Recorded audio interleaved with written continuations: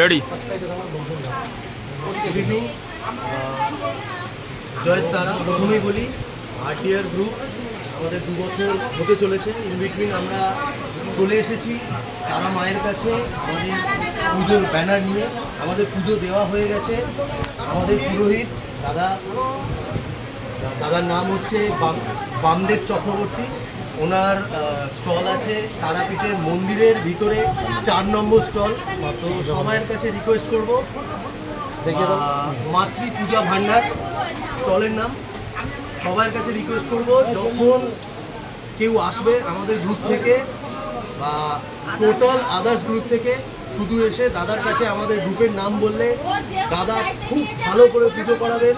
এবং দাদা এত ভালো করে পুজো করিয়েছে আজকে আমাদেরকে, আমরা আপ্লুত।